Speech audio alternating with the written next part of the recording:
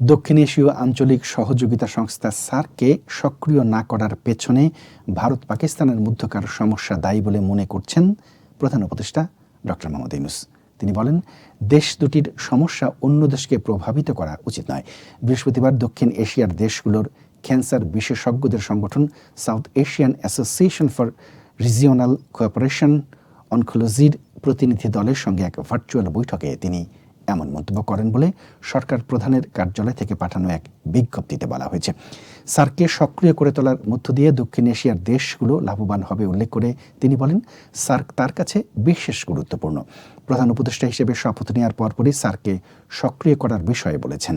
ভারত পাকিস্তানের মধ্যকার কিছু ইস্যুর জন্য সার্ক সক্রিয় হচ্ছে না। দুটি দেশের মধ্যকার সমস্যা অন্য দেশগুলিকে প্রভাবিত করা উচিত নয়। ইউনূস বলেন, প্রতি বছর দক্ষিণ এশিয়ার নেতারা যদি সাক্ষাৎ করেন, একসঙ্গে দাঁড়িয়ে ছবি তোলেন, তাহলে গোটা বিশ্বের কাছে বার্তা যায় যে তারা একসঙ্গে আছেন। এটা দক্ষিণ এশিয়ার দেশগুলোকে বিশ্বের কাছে ইতিবাচকভাবে উপস্থাপন করবে এবং এগিয়ে যেতে সাহায্য করবে।